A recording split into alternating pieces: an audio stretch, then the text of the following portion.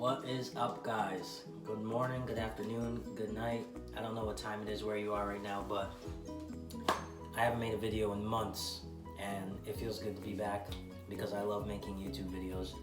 As most of you know, I got my own apartment and it's super exciting, and I'm extremely grateful and thankful for being able to do this. Yeah, one day I want to do like an apartment tour and a room tour and all that, but my first video, I just wanted it to be a Q&A so the people that don't know me can learn a bit about me. So I had some of you guys on Instagram ask me some questions, and I'm gonna answer some of them in this video, and I'll do a part 2. So if your question isn't in this one, it'll probably be on the next one. I just picked some of the questions that I thought would fit this video first. So let's get right into it. All right. I wrote them down because if I didn't, I would have forgot them. So I'm gonna keep looking at this, so don't mind me. First question, favorite body part on yourself? Favorite body part? I gotta give it to my arms, and as cocky as that might sound, I worked really hard to get to where I'm at right now. And pre-transition, I was extremely dysphoric with the way I appeared, and working out is honestly what saved me and made me think of myself better than what I used to think of myself. And my arms are the easiest thing to control when it comes to gaining mass and defining them properly. My legs and my stomach are the hardest thing for me to like transform into what I want them to transform into.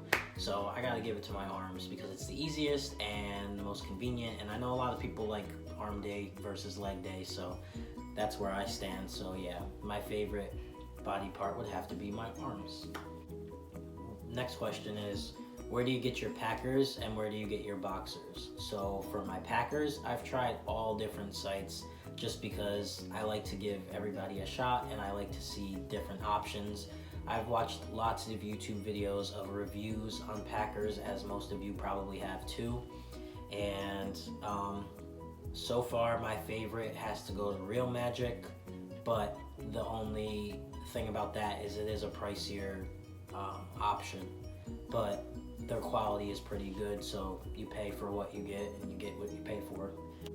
Honestly, realistically, I get my packer boxers from people on Instagram who are small business owners, and a lot of the times they'll have me review their boxers for them, so they'll send me some, and those are the ones I use. So if you go on my Instagram and you see me in like underwear, me modeling underwear, usually they're from one of those companies. So if you're interested, you can go on my Instagram, and I've pretty much tagged everybody who has sent me things, so you can find packer friendly boxers off of their sites.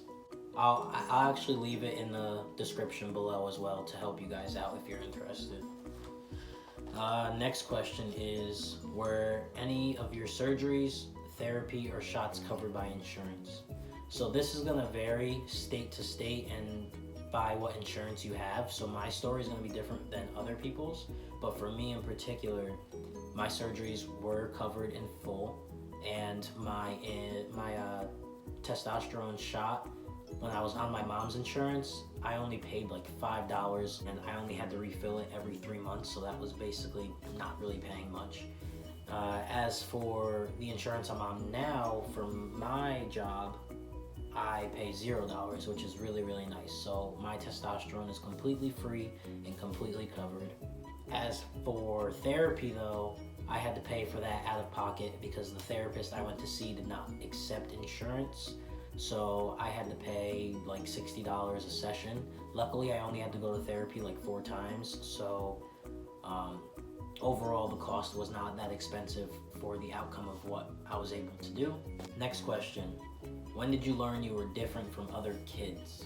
I knew from a very young age that something was different about me, but the thing that kind of sucked was that most of the time, girls growing up, when they show signs of like being boyish, it's just mistaken for being a tomboy, and that's kind of what was embedded in my head, is that I was just a tomboy. So then I just assumed I was a tomboy, and I didn't know what being trans meant, so I didn't learn about transgender people until I was probably like 15 or 16. So up until that point, I just thought I was a tomboy. But I was showing early signs of like being different, I guess you could say. I had like an obsession with boys, but not in the sense of being attracted to them, but more so wanting to be them, wanting to do things that they did, and wanting to have the body parts that they had. I dreaded wearing girl clothes, but in a sense I was forced to, because back when we were children, it wasn't that acceptable to cross-dress. So my mom would tell me like, no, you're not supposed to wear things like that. You can wear basketball shorts and things like that when you go play outside, because then like those are just clothes that, who cares if they get dirty. So yeah, you can have boy clothes to play outside, but when we go out to dinner, when we go out shopping, you have to wear girl clothes. So that was one thing that was horrible for me growing up. Also, in 11th grade, I went to my first prom, and I went as a girl, so I had to wear a dress. I took one of my close friends at the time to prom with me, and we had a good time, but deep down, I wasn't happy. Like, it sucked. But I wanted to go to my first prom, and at the time, it wasn't acceptable for me to wear a tux, so I just had to make do with what I had to make do with. Next question is, do you want kids? I 110% want kids. In my relationship that I was in last year, we definitely wanted kids. We had the whole thing planned out, and the route that we were going to take was through a sperm donor, and basically my ex-girlfriend was going to have the children. I still plan on having children in that way. It really just comes down to whoever I date next, if it's a man or a woman. If it's a man, then the way I would go about it is using his sperm and getting a surrogate mother to carry the baby for us, because I personally do not want to carry a child. If I date or marry a woman, the way we would go about it is the same way that me and my ex were going to go about it, is she would carry the baby and we would just go through a sperm donor. So to answer your question, yes, I definitely want kids, and I want at most 2, but I would prefer just 1. And I want a boy, just so you know, I want a boy. Would you wife a trans woman? I would date or marry anyone that has a good vibe. I've dated a trans woman in the past. It was completely online though. It was long distance, so I never actually got a chance to meet her in person. But yeah, I will date whoever has a good vibe. I don't really look into what body part they have or things like that. I do have preferences, obviously, as everyone does, but overall, I would date anyone that has a good vibe. And last question that I'm going to answer today is, can we see the gym equipment that you use at home? So I don't really use a lot of equipment at home. The least I have to buy, the better. And so you can see right there, that is my main at-home workout equipment, and you can do lots of things with that. So I do all my pull-ups on there. You can do like knee to chest on there. I don't know what it's called, but bring your knees to your chest and do that for your abs on there. You can do push-ups on the ground with it, and basically where you see like the dark marks, that's like all the different grips that you can hold it at, which is nice because you can do lots of different things on there.